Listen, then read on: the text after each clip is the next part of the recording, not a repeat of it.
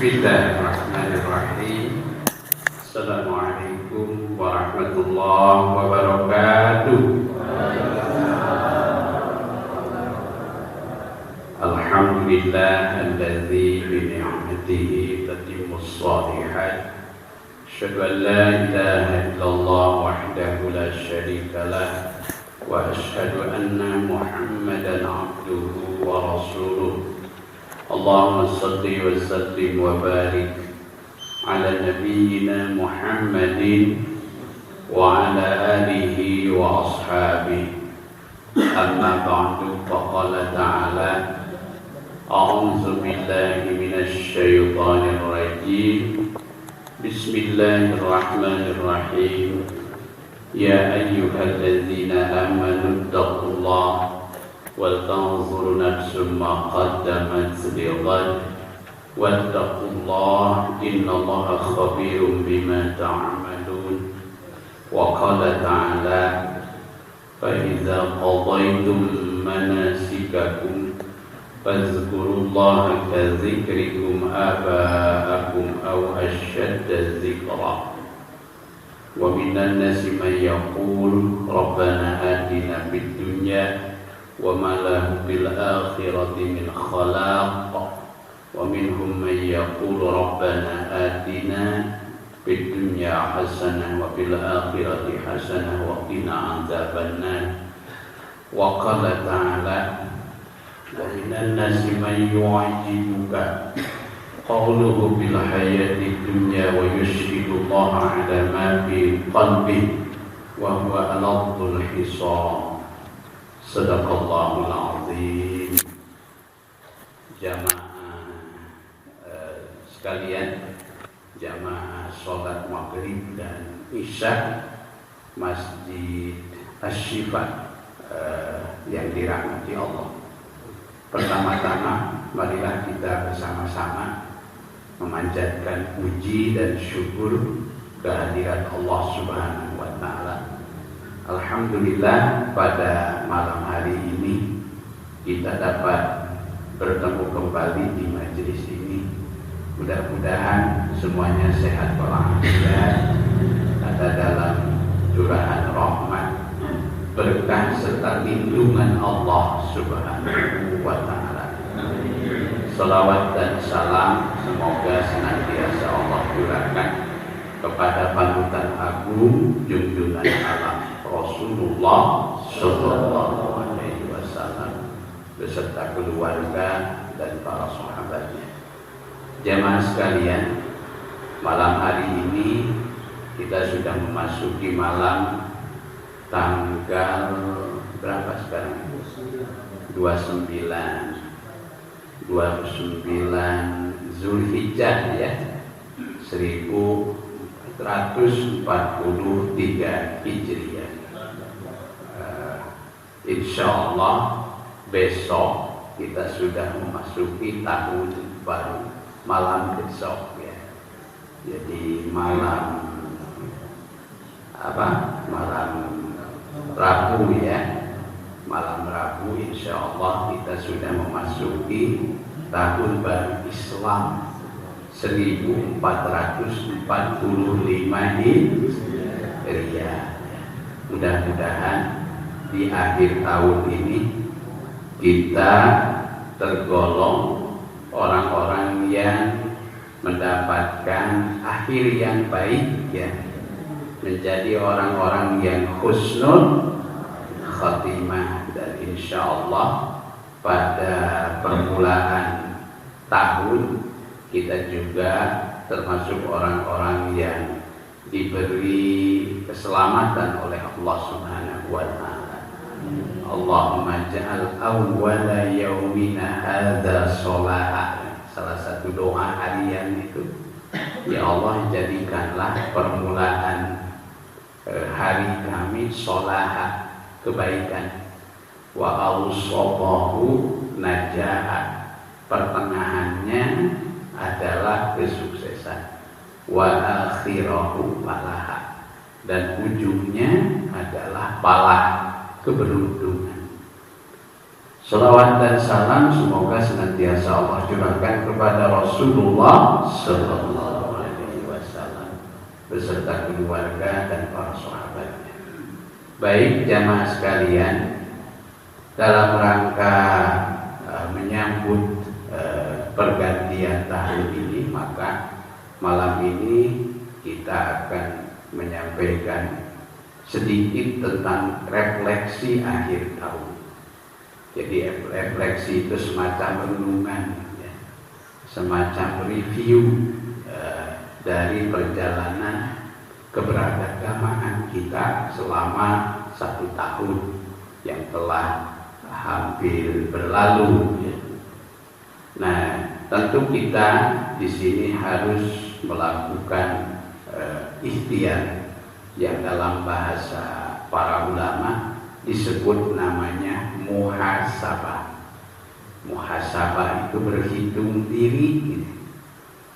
Sayyidina Umar bin Khattab radhiyallahu anhu berkata, hasibu anfusakum, hisablah dirimu qabla an tuhasabu, sebelum kamu dihisab oleh orang lain. Nah, maka setiap akhir tahun ini kita perlu melakukan semacam evaluasi, terutama menyangkut keberagamaan kita.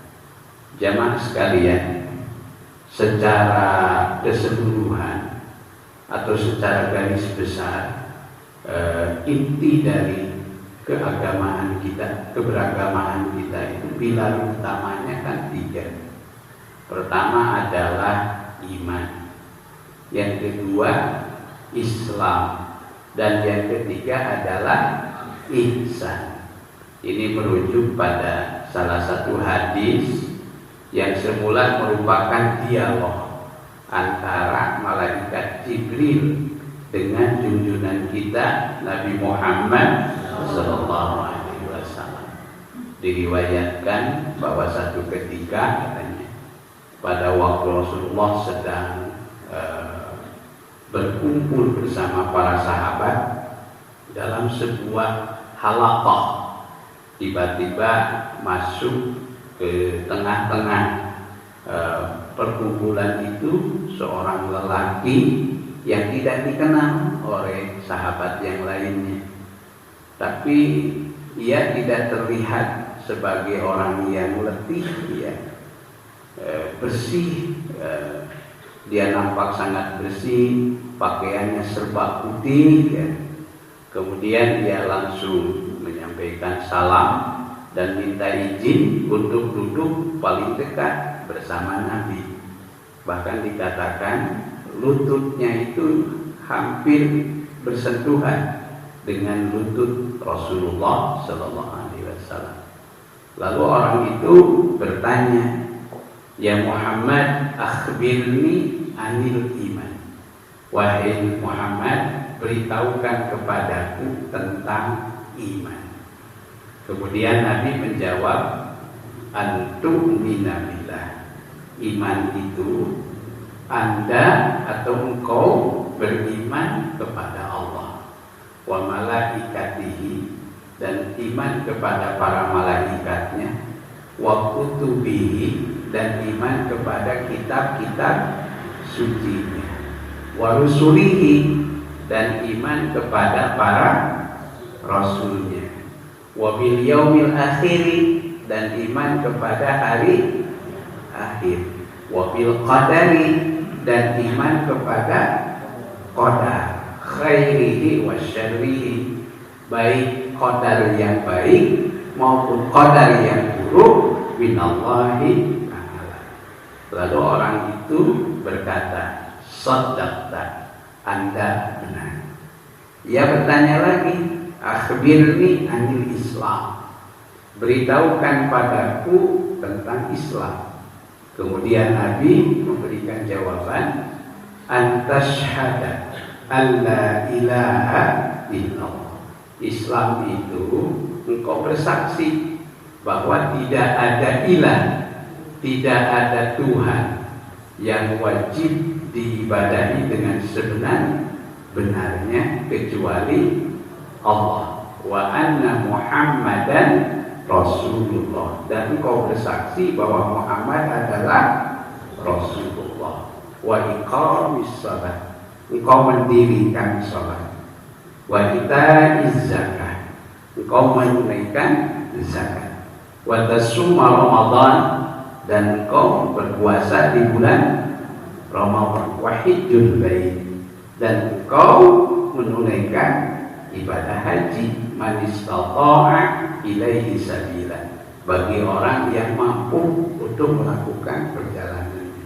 Orang itu berkata lagi, shaddaqa, Anda benar. Kemudian dia bertanya lagi, akhbirni anil ihsan, beritahukan padaku tentang ihsan. Kemudian Nabi memberikan jawaban, anta'budallaha, engkau beribadah kepada Allah, ka'annaka tarahu, seakan-akan engkau melihat dia. Fa illam takun tarahu, jika engkau belum terbukti merasa melihat dia, fa innahu yaraka, maka sesungguhnya dia melihat engkau. Orang itu berkata lagi, shaddaqta, Anda benar. Sesudah itu kemudian dia pamit, mohon diri dari hadapan Rasulullah SAW. Setelah pergi, kemudian sahabat Umar memberanikan diri bertanya, man huwa ya Rasulullah, siapakah dia wahai Rasulullah? Dia bertanya, tapi dia membenarkan setiap jawaban yang baginda berikan. Jadi seolah-olah dia mengetes kepada siapa? Kepada Nabi Muhammad Sallallahu Alaihi Wasallam. Itu ongkoh naroskeun, tapi sekaligus membenarkan. Itu. Lalu kata Nabi, huwa Jibril, dia adalah Jibril. Ataku, dia datang kepada kamu sekalian, liyu'allima dinakum, untuk mengajarkan agama kamu sekalian. Jadi ibu bapak jamaah sekalian yang dirahmati Allah Subhanahu wa taala, maka para ulama kemudian merumuskan bahwa rukun agama, pilar agama yang pokok itu ada 3. 1, iman. Yang kedua, Islam. Dan yang ketiga adalah ihsan. Nah, inilah yang harus kita evaluasi. Bagaimana peningkatan keimanan kita. Setiap tahun berlalu, tentu seiring dengan berjalannya waktu, idealnya iman kita harus naik grafiknya ya. Walaupun diakui bahwa keimanan kita itu termasuk karakter keimanan manusia biasa gitu. Sebab ada keimanan yang grafiknya itu stabil, tidak berubah, tidak mengalami fluktuasi ya. Itu adalah keimanan para malaikat. Ada iman yang terus naik, tidak pernah turun, dia terus naik. Itu adalah keimanan para nabi.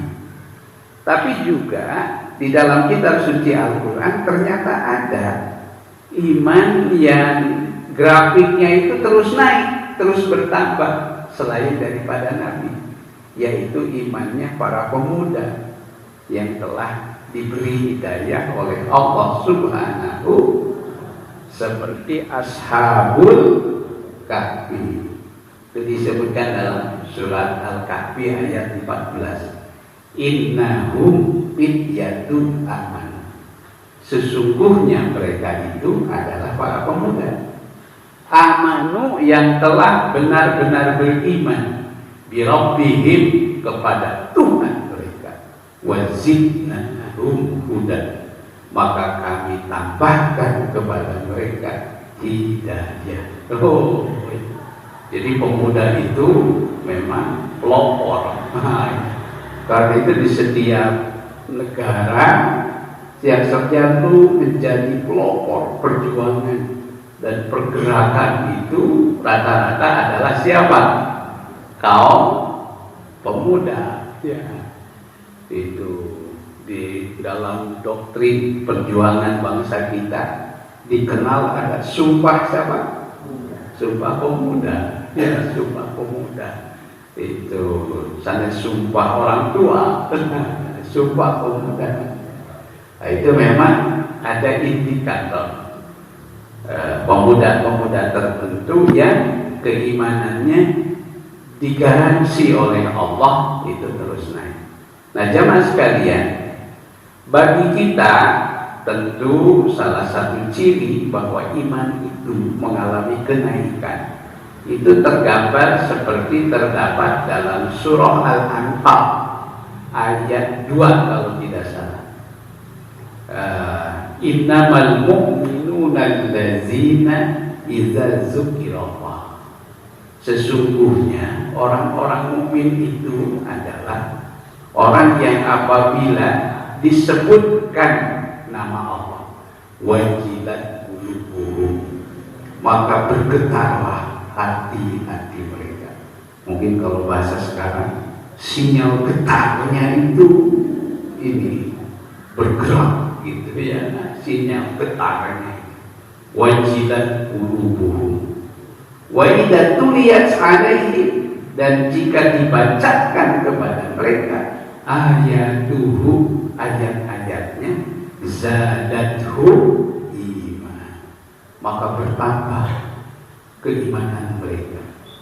Indikator yang lainnya disebutkan orang yang bertambah imannya itu wa 'ala rabbihim yatawakkalun, dan mereka hanya bertawakal kepada Tuhan mereka. Nah, jadi ini salah satu indikator yang jemaah sekalian. Nah, karena itu maka idealnya selepas kita melaksanakan berbagai agenda kegiatan keagamaan, ya, yang rukun Islam yang 5, mulai dari syahadat, sholat, apalagi tadi zakat, puasa, nah, sudah kita lalui kan, dan diakhiri dengan puncaknya pelaksanaan ibadah haji bagi saudara kita yang secara khusus mendapatkan panggilan. Nah, bagi kita yang tahun ini tidak berangkat haji pun kita menandai puncak keberagamaan kita, yaitu dengan apa? Dengan Idul Adha yang kemudian kita persembahkan melalui salah satu bentuk ibadah disebut namanya ibadah kurban. Mari kita lihat di surah Al-Baqarah ayat 200. Surah Al-Baqarah ayat 200 Allah menggambarkan fa idza qadaitum manasikakum, maka jika kamu sekalian, ini khususnya bagi para haji, fa idza qadaitum manasikakum, maka jika kamu sekalian telah menyelesaikan seluruh rangkaian ibadah haji kamu, fazkurullaha, maka hendaklah kamu berzikir, mengingat dan menyebut nama Allah. Jadi indikator keimanan secara ritual, dan juga secara spiritual itu akan diekspresikan dalam ungkapan zikrullah. Zikrullah, fazkurullah, maka hendaklah kamu berzikir, mengingat dan menyebut nama Allah. Bagaimana gambaran ekspresi berzikirnya? Yaitu berzikir dengan penuh kebanggaan. Berzikir dengan penuh kebanggaan. Pada sebahagian yang mengungkapkan dzikir dengan penuh kebanggaan itu katanya, yaitu dengan dzikir suara yang keras. Ini saudara kita yang menganut thariqah qadiriyah itu, maka mereka itu ketika dzikirnya dengan suara yang lantang. Dalilnya apa? Karena dalam Al-Quran juga ketika kita berzikir itu kazikrikum aba'akum, seperti kamu memanggil bapak-bapak kamu. Upaminya ulah bapak Rama, mohon bapak ayah gitu. Jika kebihan kita gitu. Ku suara memutusan atau tarik. Itu mereka bapak kan gitu. Mereka jorok. Tadi kira oke gitu. Tapi sesungguhnya yang lebih dimaksudkan kazikrikum aba'akum itu maknanya begini. Dulu katanya di zaman jahiliyah setelah mereka melaksanakan haji, kapung kota zaman jahiliyah ya mereka biasa melaksanakan haji itu. Dan ibadah haji matos ayat di kampung oke. Kok di zaman jahiliyah ya ayat ibadah haji mah di kampung ya ayat. Hanya yang membedakan adalah niat dan syariatnya, tata caranya. Bahkan ada riwayat di zaman jahiliyah mah katanya kalau seseorang atau mereka melaksanakan tawaf dalam rangka haji, maka mereka tawafnya itu tidak berpakaian. Itu jadi tawafnya itu malah memakai pakaian, ditaranjang itu tawafnya itu. Mengapa? Sebab menurut keyakinan mereka pada saat itu yang membuat orang berbuat dosa, berbuat maksiat itu setelah mereka memakai pakaian, katanya gitu. Itu. Nah, itulah keyakinan kaum jahiliyah. Maka hal ini kemudian diluruskan oleh Allah dalam kitab suci Al-Quran. Kalau kita mau beribadah, kalau kita mau pergi ke masjid, justru kita dianjurkan untuk berhias, berpakaian, sesuai dengan kondisi. Ya. Di surat Al-A'raf ayat 31 Allah Ta'ala berfirman, ya bani Adam, hei anak Adam, khudu zinatakum, pakailah perhiasan, maksudnya pakaian.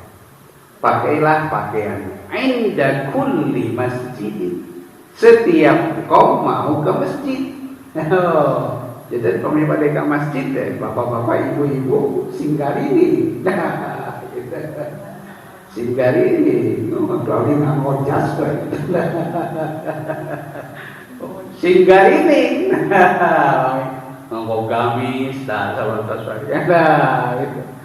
Itu ya bani Adam, hei anak Adam, khudu zinatakum, itu pakailah perhiasanmu inda kulli masjidin, setiap pergi ke masjid.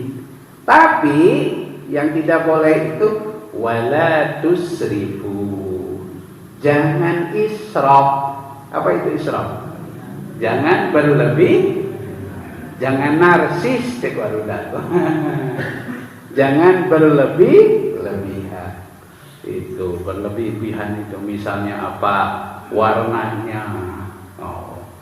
Warnanya badeka masih dengan warna ngejreng. Gitu. Terus eta nganggo minyak sengit ge anu mana ngahiliwir. Itu mending ngahiliwir itu. Tugi kaden anu pami aya nu mencium teh mending kelepak-kelepok.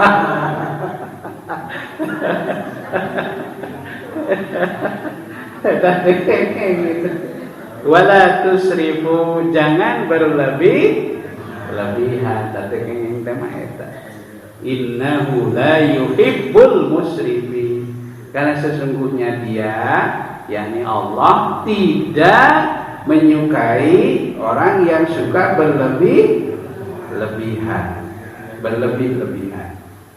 Jadi jamaah sekalian yang dirahmati Allah Subhanahu wa taala.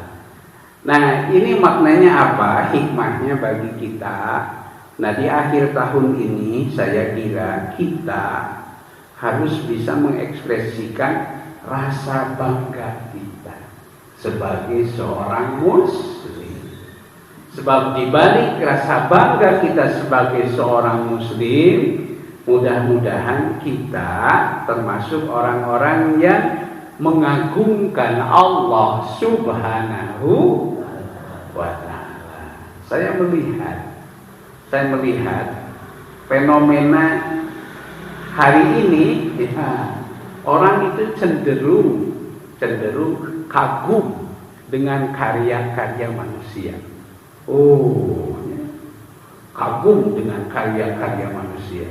Bahkan ada sebahagian orang yang secara sengaja itu mengagum-agungkan tokoh-tokoh manusia. Nah, ya, mereka kadang lupa. Padahal yang harus diagungkan itu adalah siapa? Allah Subhanahu wa ta'ala. Satu ketika Rasulullah SAW sangat berduka, sedih pisan hiji wengi dumikakeun menuju sholat malam. Dari sejak sholat sampai hampir subuh, beliau larut dalam suasana duka yang sangat mendalam. Nah, dumikakeun telat ngimaman oge disusulan ku Bilal. Itu nalika disusulan ku Bilal katingali tah. Nampe tilas nangis teh namanya Carinul. Nah, itu ditaruh sih. Ya, kenapa? Ya Rasulullah, Anda nampak begitu sangat bersedih. Bukankah Allah sudah menjaminmu dengan surganya dan kenikmatan yang lainnya? Nah, dalam riwayat itu kata Nabi, bagaimana mungkin saya tidak bersedih bila sebab tadi malam turun satu ayat dalam Al-Quran. Yang ayat itu kelak akan banyak dibaca bahkan dihafal oleh umat-umatku. Tapi hanya sedikit di antara mereka yang mampu mentafakuri. Ayat yang dimaksud adalah ayat yang dianjurkan oleh sebagian ulama untuk dibaca di rakaat terakhir setiap tahajud kita, yaitu ayat Inna fi khalqis samawati wal ardh.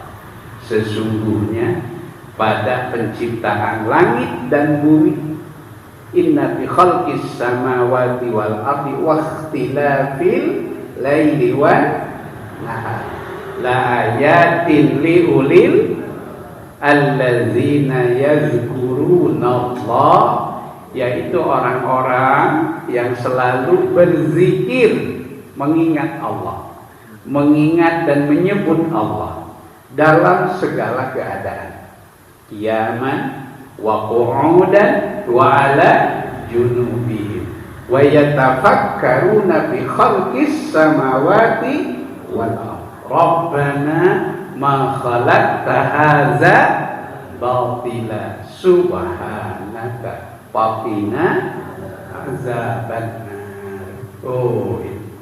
Itu ayat memberikan satu refleksi, renungan mendalam kepada kita supaya kita selalu mengagungkan Allah Subhanahu wa ta'ala dalam segala situasi, dalam segala keadaan.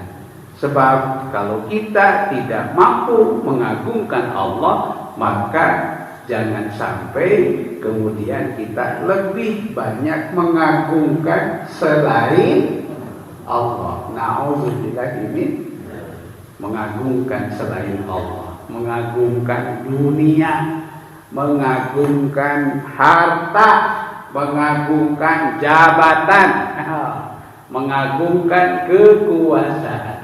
Dan itulah yang akan menjadi sumber segala persoalan dalam kehidupan.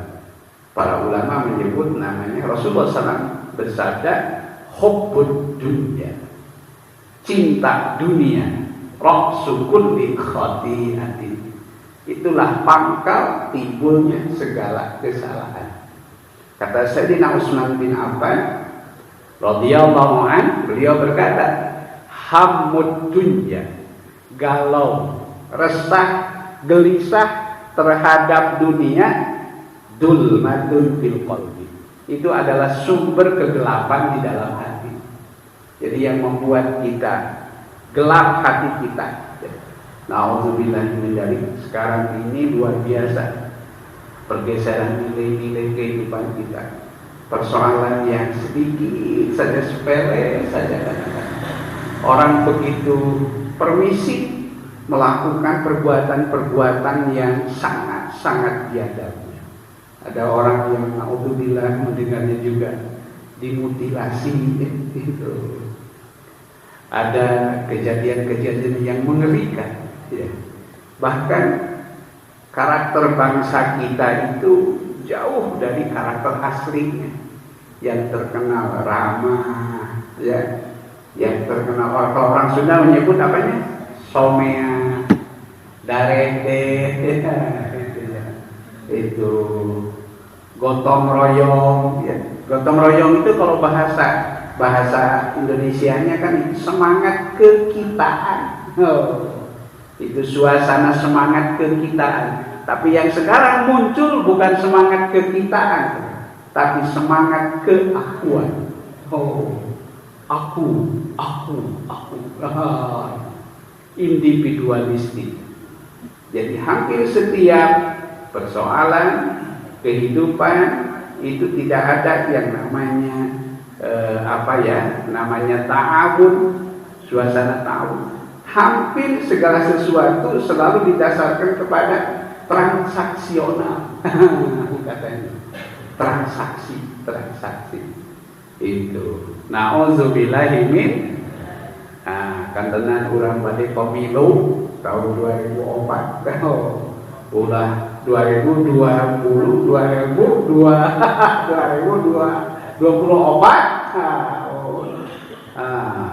omat urang dugikakeun urang mah kalebet golongan anu sok aya paribasa wali piro. Jadi terjebak pada pragmatisme. Nah inilah pangkal terjadinya berbagai persoalan ya dalam kehidupan. Hubbud dunya, kata Sayyidina Utsman, hammud dunya zulmatun bil qalbi. Nah, sedangkan kalau hammul akhirah, kalau kita resah, gelisah terhadap urusan akhirat, maka itu nurun bil qalbi, sumber cahaya di dalam hati. Nah, jamaah sekalian yang dirahmati Allah Subhanahu wa taala, kembali kepada Al-Qur'an surat Al-Baqarah ayat 200 tadi. Nah, nanti di rumah coba diuningannya surat Al-Baqarah ayat 200 dugikan 204. Tadina 204 didinya ada ayat yang patut menjadi renungan. Jadi tantangan di dunia nyata itu tidak seindah seperti ketika kita berada di lingkungan religius. Itu sapertos nalika urang nuju aya di masjid, nuju aya di majelis taklim, tapi di dunia nyata itu kita berhadapan dengan kehidupan yang sangat bertolak belakang.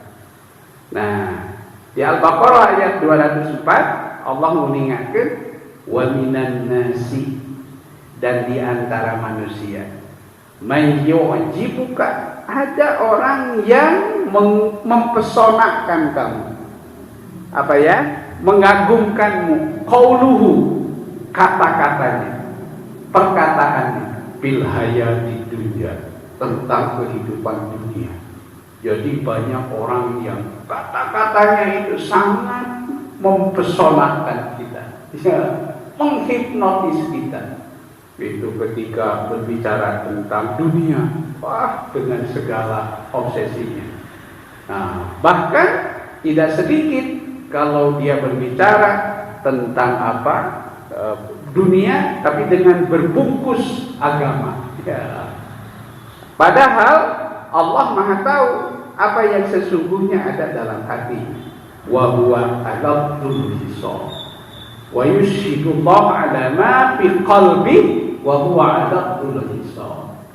Buktosna, kalau dia sudah berpaling dari sisi kaum muslimin, seperti dulu ada tokoh namanya Akhnas bin Syarif As-Saqafi, ketika dia sudah berpaling dari sisi Nabi sallallahu alaihi wasallam, kemudian dia waida tawalla, apabila dia telah berpaling dari Nabi, sa'abil ardi, maka dia berusaha di muka bumi liyufsida fiha, melakukan berbagai kerusakan, wa yuhlikal harsa wan nasla, bahkan dia membinasakan tanam-tanaman dan ternak kaum muslimin.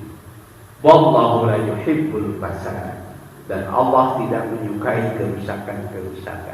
Oh, ini fenomena yang disebut namanya kemunafikan. Jadi jangan heran,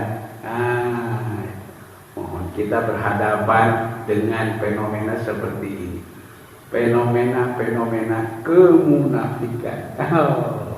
Kemunafikan, kepura-puraan.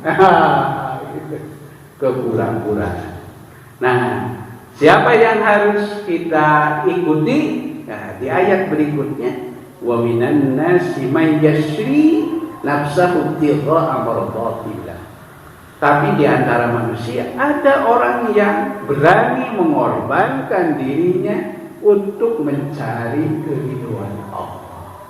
Wallahu rahufum bil ibad, dan Allah sangat menyayangi terhadap hamba-hambanya. Taeta anu tuturkeun.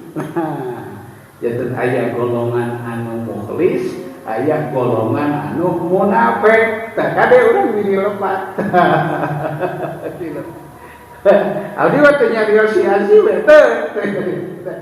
Dasar Al-Qur'an itu ngan petunjuk di Kanjeng Rasul itu urang kedah cerdas. Urang kedah salah satu bimbingan doa beliau adalah apa?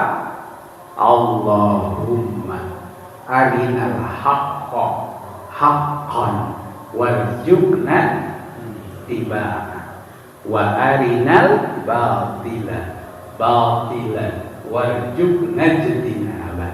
Ya Allah, perlihatkan kepada kami bahwa yang benar adalah, berikan kemampuan kepada kami untuk mengikutinya, dan perlihatkan kepada kami bahwa yang batil adalah, dan berikan kekuatan kepada kami untuk menjauhinya.